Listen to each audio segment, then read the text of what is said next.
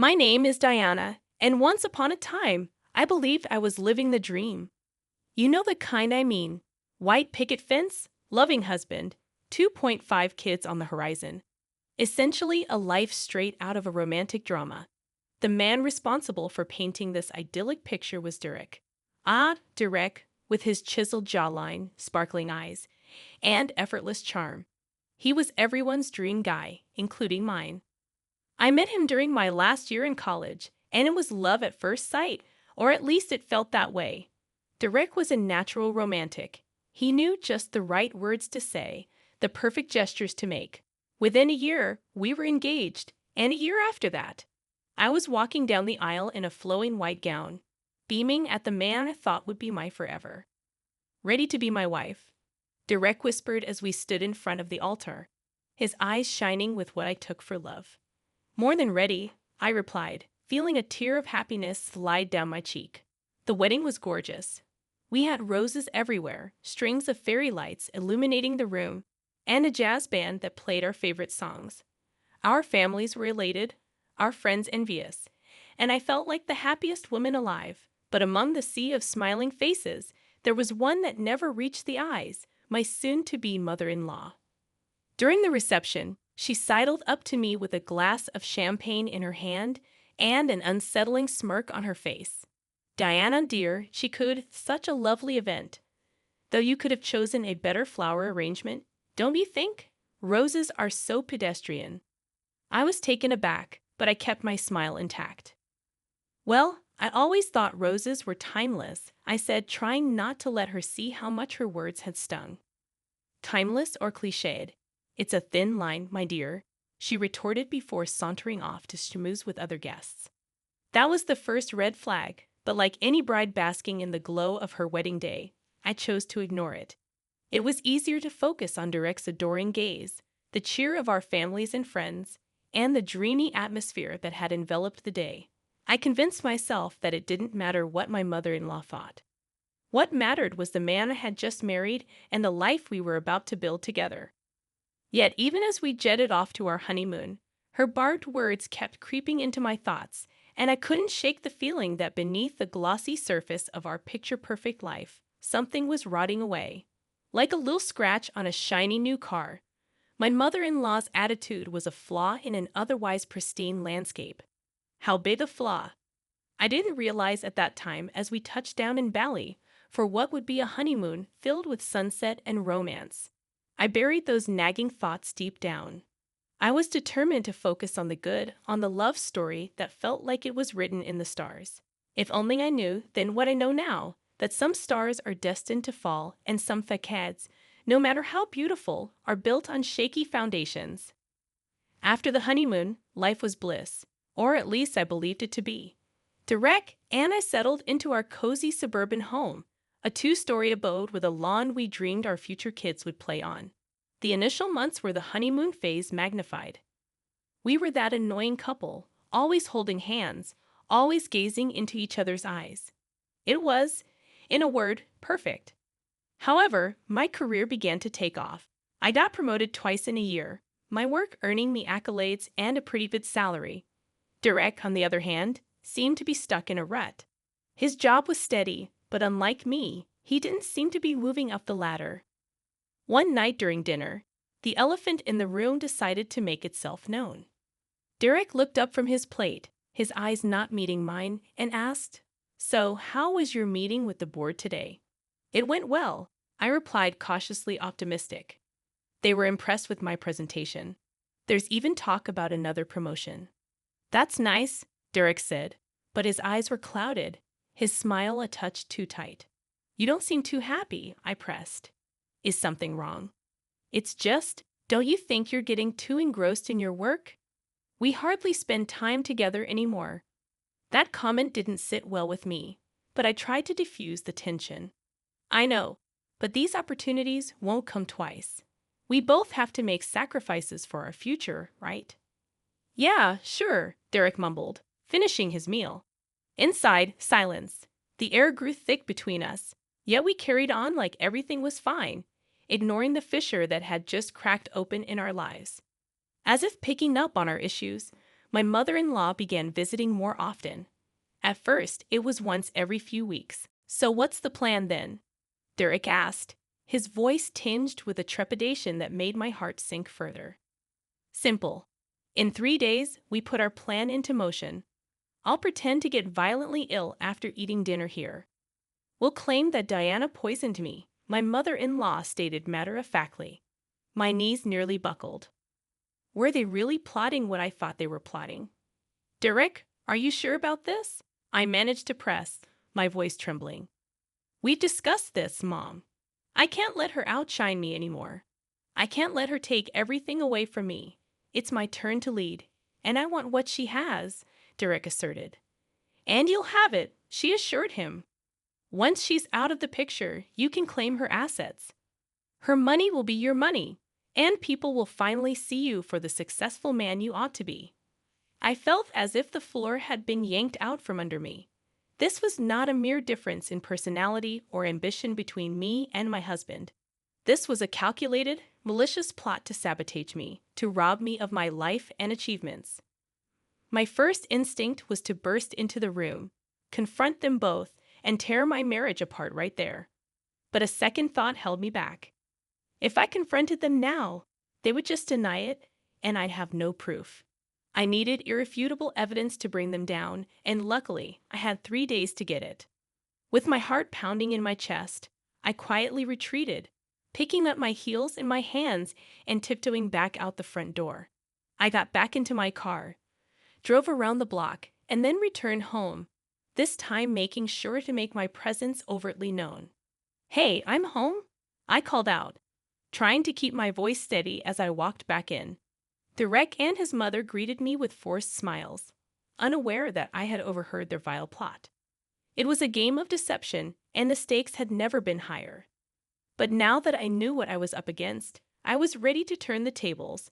They had 3 days to finalize their plot, and I had the same amount of time to unravel it, piece by damning piece. The next 72 hours were a whirlwind of plotting and planning. Every moment was a ticking clock, reminding me that my world could come crashing down if I didn't act swiftly and smartly. My first move was to contact a friend who worked in law enforcement. Without divulging too many details, I explained that I suspected someone might attempt to harm me and inquired about how to collect evidence. "Wiretaps and hidden cameras are tricky due to consent laws," he said cautiously. "But you could keep your phone on and record conversations." I thanked him and mulled over the idea. Recording a conversation without consent was illegal in some places, but right now, I felt cornered. It was my word against theirs, so I decided to take the calculated risk. The day of the planned incident came quickly. I could feel my pulse racing the entire day, but I put on the facade of an ignorant, happy wife. Derek and his mother arrived around 6 p.m., the tension in the air so thick you could cut it with a knife. But I pushed forward, serving them with a bright smile as though nothing were amiss. Before entering the dining room, I surreptitiously activated the voice recorder on my phone and placed it discreetly under a stack of napkins on the buffet table. "So, shall we begin?" I said, motioning for them to take their seats. "Absolutely, darling. Everything looks wonderful." Derek smiled back, but his eyes had a glint that I now recognized as deception. I served the first course, a creamy tomato soup that I'd made dozens of times before. As they took their first spoonfuls, my mother-in-law suddenly began to choke and cough violently, clutching her chest and collapsing onto the floor. "Diana, what have you done?" Derek yelled, his eyes wide with feigned disbelief as he reached for his phone. "I'm calling an ambulance." "No need for that," I replied, my gaze icy cold. Just at that moment, the front door burst open. Police officers rushed into the room, pointing at Derek. "Police, drop your phone and put your hands where we can see them." Derek looked bewildered, his gaze shifting frantically between me and the officers. "What is this, Diana?" As the police handcuffed him and his melodramatic mother, who suddenly seemed quite fit, I retrieved my phone and stopped the recording. "This," I said, holding up the phone, "is evidence." As it turned out, my law enforcement friend had taken my fears more seriously than I thought. He had kept an eye on my residence, and upon seeing my coded text that I'd sent just before dinner, had dispatched officers to my home, suspecting foul play. Derek and his mother were dumbfounded. Their plan had backfired spectacularly, and the recording was the final nail in the coffin. As they were led out of my home, their faces etched with the realization that they had lost, I couldn't help but think how swiftly the tables had turned. It was a gamble, one that could have endangered my own legality, but in the end, it had paid off. But it was a calculated risk I had to take to expose the venomous snakes I'd been sharing my life with. Now, they were the ones facing the consequences of their actions, and as for me, I felt a sense of vindication tinged with the bittersweetness of a life-altering revelation. I had unmasked the villains in my story, but there was still much to be done. The battle was won, but the war was far from over. The days following the arrest were a blur of legal consultations, paperwork, and emotional turbulence. Even though I had collected evidence, my heart would still race whenever I thought about the courtroom. Our entire lives would be aired like dirty laundry for everyone to see, yet I had to steel myself for the confrontation. When the trial began, I felt like I was stepping into a different universe. The sterile courtroom, the gravity of the judge's stare, the lawyers pacing and firing questions. It was overwhelming. My lawyer had prepped me well, but nothing could prepare me for the moment when I'd have to face Derek and his mother in court. Diana, is it true that you've been unhappy in your marriage? Derek's lawyer sneered, trying to paint a narrative where I would be incentivized to frame them. Unhappiness in a marriage doesn't justify criminal actions, I retorted, holding his gaze. The room seemed to hold its breath. When the recording was played, you could hear a pin drop as Derek and his mother's plotting voices filled the room. When it stopped, the silence was deafening. Derek, do you recognize that voice? The prosecutor asked. Derek hesitated. It sounds like me, but this is a setup. She manipulated that recording, he claimed. My son would never do something like this. Diana is just trying to ruin him, his mother chimed in. Then it was my turn. My lawyer asked, Diana, how did you obtain this recording? I suspected foul play and took measures to protect myself. I replied, keeping my tone steady despite the adrenaline coursing through my veins. The jury took less than an hour to come back with the verdict. Guilty on all counts. Derek and his mother received a 4-year sentence for attempted fraud. As the judge announced the sentence, I looked over at Derek. His face was ashen, and his mother was beside herself. That night, I sat alone in the house that had once been the symbol of my marital dreams. I signed the divorce papers and left them on the kitchen table for my lawyer to collect the next day. For so long, this place had been a war zone, fraught with tension and deceit. Now, it was just a house, empty and echoing but filled with the promise of a new beginning. I got a notification on my phone. It was an email from my office. The board had decided to promote me to a senior executive role, a position that had been in discussion for weeks but was now finalized.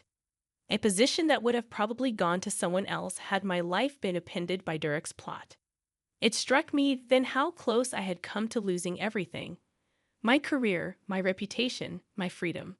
But instead, the tables had turned. Derek and his mother were behind bars, and I was here, standing stronger than ever. I poured myself a glass of wine and sat down, taking in the quiet. For the first time in a long time, I felt truly at peace. I had taken control of my story, and while the road ahead would be filled with new challenges and uncertainties, I had turned a decisive page. The divorce proceedings went by swiftly, expedited by the criminal charges that had been levied against Derek and his mother. Within a month, it was finalized, and my lawyer handed me the papers with a somber yet triumphant look on her face. "You're free now, Diana," she said, packing her briefcase. "What are you planning to do next?" "I think it's time to write a new chapter in my life, one that doesn't include Derek or anyone else who wishes me harm," I replied, taking a deep breath as if to absorb my newfound freedom. My career blossomed in the following months. I took over significant projects and led teams to success. The company recognized my efforts, and I felt truly fulfilled for the first time in years. But I couldn't shake the feeling that the final chapter of my past was yet to be written. Derek and his mother were due to be released soon, their sentences reduced for good behavior. While they couldn't touch me legally, I wanted them to know that they had picked the wrong person to mess with. The opportunity presented itself unexpectedly. A mutual friend, a real estate agent, told me about a property that Derek had always coveted, a beautiful isolated lake house that he dreamed of buying for years. But given the divorce and his tarnished reputation, it was well out of his reach. On impulse, I bought it,